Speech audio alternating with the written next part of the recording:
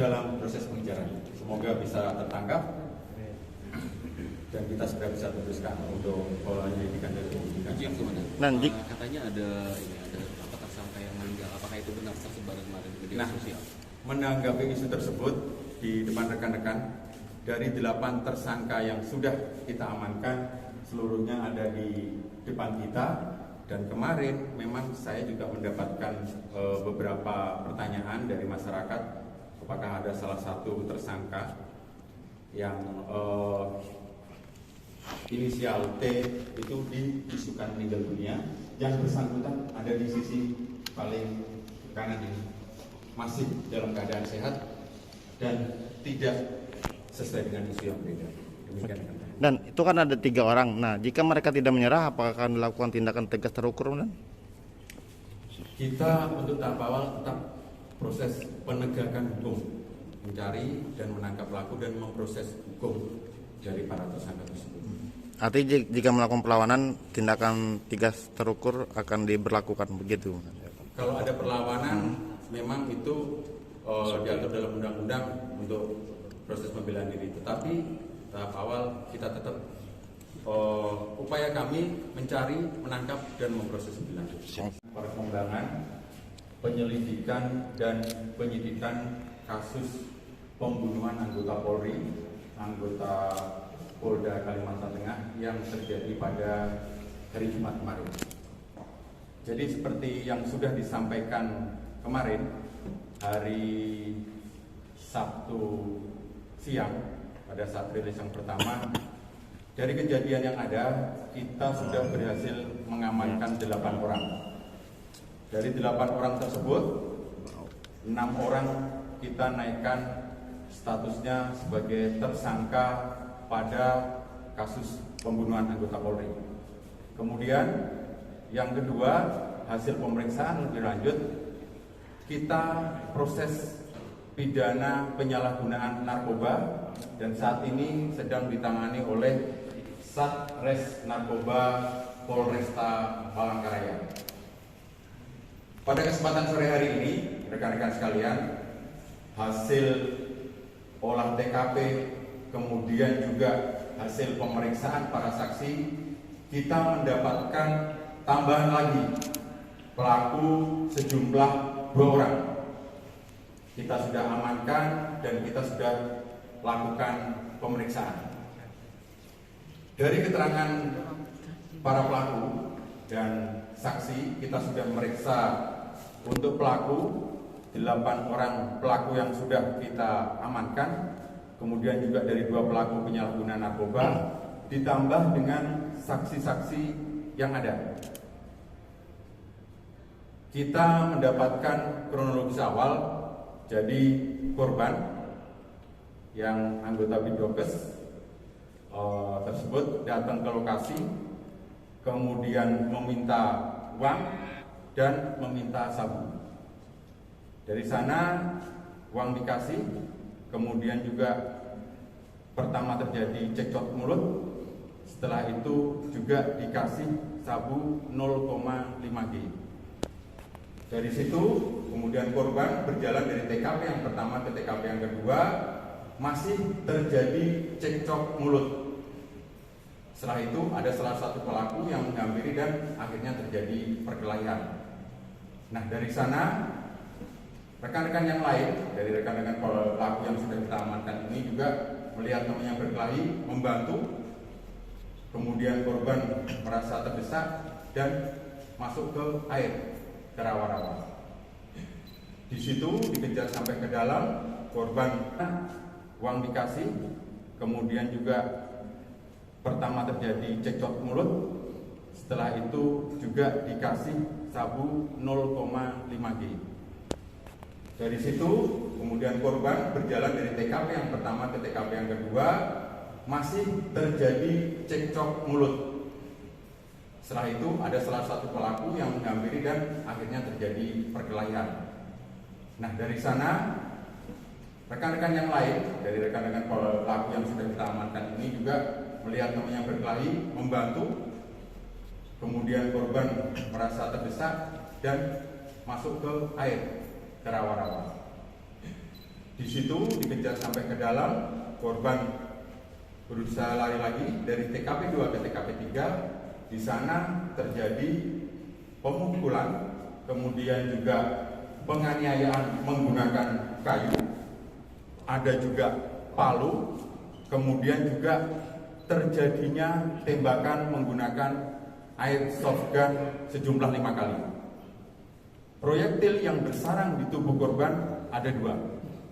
Nah, dari sana, dari TKP 3 ini kemudian berhenti di situ, korban oleh warga diangkat, kemudian dibawa ke rumah sakit dan meninggal dalam perjalanan ke rumah sakit. Terkait motif, dari pemeriksaan para saksi dan tersangka sampai saat ini karena cekcok di tempat kejadian, meminta uang, kemudian juga sabu sudah diberikan, tapi terjadi cekcok. Tetapi ini masih dalam pendalaman karena pelaku utama yang dengan sadis menembak sampai 5 kali ini, proyektilnya yang besaran 2 kali ini belum kita ketemukan. Apabila nanti sudah bisa kita dapatkan, mungkin ada motif lain, ini nanti akan segera kita sampaikan. Untuk saat ini kronologis dan latar belakang terjadinya pembunuhan tersebut hanya sebatas di TKP tersebut. Untuk pelaku yang masih kita kejar ada beberapa. Yang pertama sebagai aktor utama yang menembakkan menggunakan airsoft gun tersebut sebanyak 5 kali, keterangan dari pelaku dan juga saksi. Kemudian juga ada satu pelaku yang kita kejar karena dari keterangan para saksi dan pelaku, dia yang memprovokasi menggunakan bahasa-bahasa, tetapi kalau kita artikan itu pelaku yang masih kita kejar ada beberapa. Yang pertama sebagai aktor utama yang menembakkan menggunakan airsoft gun tersebut sebanyak 5 kali, keterangan dari pelaku dan juga saksi. Kemudian juga ada satu pelaku yang kita kejar karena dari keterangan para saksi dan pelaku, dia yang memprovokasi menggunakan bahasa-bahasa, tetapi kalau kita artikan itu disampaikan matikan. Ini masih kita kejar. Juga ada satu pelaku lagi yang masih kita kejar juga, itu terkait ikut juga dalam penganiayaan. Demikian yang bisa saya sampaikan pada kesempatan sore hari ini, pengembangan penyelidikan dan penyidikan. Saya menghimbau pada para pelaku yang belum tertangkap agar bisa mempunyai kesadaran untuk menyerahkan diri supaya bisa segera tuntas untuk penyelidikan dan penyidikan kasus pembunuhan anggota Polri. Demikian rilis yang bisa saya sampaikan pada kesempatan sore hari ini. Terima kasih. Pak, 2 pelaku yang baru ini itu perannya apa, Pak? Kemudian mereka ditangkap di mana, Pak? Untuk ditangkapnya di wilayah Palangkaraya di daerah kawasan Kutu juga. Kemudian perannya ikut melakukan penganiayaan. Pak, tanya Pak, apakah benar ada 3 anggota Bapak yang turun ke gunung, dan apakah benar mereka minta jatah sabu? Untuk anggota yang ada di sana, kita sudah ambil keterangannya sebagai saksi. Ada di lokasi 3 anggota yang dari Pospol di Air sama anggota Polsek Pahandut sama anggota Polda. Ini sudah kita ambil keterangannya sebagai saksi pada kasus pembunuhan ini. Apabila nanti dalam perkembangan mungkin ada ditemukan bukti-bukti lain, secara komit dari pimpinan kami, Bapak Kapolri, Bapak Kapolda akan betul-betul menindak tegas apabila ada anggota yang melakukan penyimpangan dari tugas pokoknya. Berarti teman korban ini ada 3 orang, termasuk korban gitu ya, Dan? Jadi pada saat kejadian itu dari anggota yang 3 orang di Pospol Pahandut itu ditelepon dari Pak RW. Nah, anggota yang lain ini ditelepon oleh masyarakat. Itu untuk 1 anggota. Nah, 1 anggota ini ada di lokasi itu pada kasus pembunuhan ini.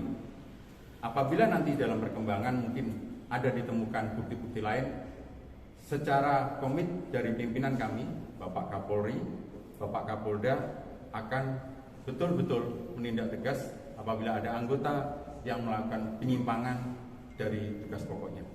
Dan Berarti teman itu korban ini ada 3 orang, termasuk korban gitu ya, Dan? Jadi pada saat kejadian itu dari anggota yang 3 orang di Pospol Pahandut itu ditelepon dari Pak RW. Nah, anggota yang lain ini ditelepon oleh masyarakat. Itu untuk 1 anggota. Nah, 1 anggota ini ada di lokasi, kita sudah ambil keterangannya sebagai saksi. Apabila nanti mungkin ditemukan keterangan lain, pasti akan diproses secara kode etik. Berarti korban bersama 1 teman lainnya gitu. Korban datang ke sana sendirian datang ke lokasi. Kemudian permintaan uang ini apakah sudah sering dilakukan? Kemudian berapa nominal yang diminta sama korban kepada para pengajar? Hasil pemeriksaan dan keterangan dari pelaku yang di lokasi, dia datang dikasih 500.000. Itu kemudian juga keterangan juga dikasih sabu 0,5 gram. Karena ini korban meninggal dunia, kita mendapatkan keterangan dari para pelaku ini. Ini masih dalam pendalaman. Pak, kematian almarhum ini karena pukulan atau karena tembakan airsoft gun? Hasil visum dan otopsi ada 2 proyektil yang bersarang di leher, kemudian juga di telinga kanan. Kemudian juga ada pukulan benda tumpul yang di bagian kepala bagian kanan belakang. Dari hasil visum tersebut yang menyebabkan korban meninggal dunia, 2 proyektil tersebut ditambah pukulan benda tumpul yang menyebabkan luka di bagian belakang kepala. Pada awalnya para tersangka ini mengetahui tidak bahwa almarhum itu anggota polisi atau bagaimana? Untuk pelaku, kita tanyakan mengetahui kalau anggota tersebut anggota polri. Waktu dilakukan penembakan menggunakan airsoft gun itu dekat atau jauh? Secara logika, untuk airsoft gun kalau dari jauh itu tidak tersebut ditambah pukulan benda tumpul yang menyebabkan luka di bagian belakang kepala. Pada awalnya para tersangka ini mengetahui tidak bahwa almarhum itu anggota polisi atau bagaimana? Untuk pelaku, kita tanyakan mengetahui kalau anggota tersebut anggota polri. Waktu dilakukan penembakan menggunakan airsoft gun itu dekat atau jauh? Secara logika, untuk airsoft gun kalau dari jauh itu tidak mungkin ke sarang. Nah, tembakan kalau sampai peluru airsoft gun bisa ke sarang itu dari jarak dekat. Tapi untuk pendalaman lebih lanjut, kita akan membawa proyeknya ini ke laboratorium forensik untuk mengetahui betul secara detailnya jarak pada saat melakukan tembakan. Pelaku dikenakan pasal berapa? Pelaku kita persangkakan pasal 338, kemudian 170 ayat 3 pengeroyokan, dan juga 351 ayat 3 penganiayaan berat. Ancaman pidananya maksimal 15 tahun. Oke. Terakhir, komitmen apa agar lokasi yang ada itu tidak terjadi lagi peredaran narkotika? Karena ini kan yang sudah kedua kalinya, Komandan. Jadi rekan-rekan, upaya penegakan hukum sudah beberapa kali dilakukan. Terakhir kemarin bulan September, dan upaya ke depan kita sudah tahu bahwa daerah Puntun tersebut sedang dijadikan proyek oleh PNP Kampung Bersih Narkoba. Nah, dari kejadian kemarin, tadi siang juga di Polda Kalimantan Tengah sudah diadakan rapat koordinasi seluruh jajaran instansi yang berkompeten yang bisa merubah wajah daerah Puntun tersebut menjadi daerah yang bersih dari narkoba. Nah, dari seluruh stakeholder ini sudah mempunyai komitmen awal untuk sementara langkah jangka pendek akan dilakukan patroli bersama-sama untuk mencegah munculnya lagi kejadian-kejadian yang serupa di masa yang akan datang. Jangka sedang dan jangka panjang, bagaimana membentuk mindset pola pikir masyarakat di sana yang mungkin ada dapat rezeki dari peredaran ini bisa berangsur-angsur mempunyai aktivitas atau mata pencaharian yang lain yang bisa untuk mendukung kesejahteraan masyarakat di sana. Ini sudah diadakan rapat koordinasi dan segera nanti akan dilaksanakan realisasi di lapangan. Oke, siap.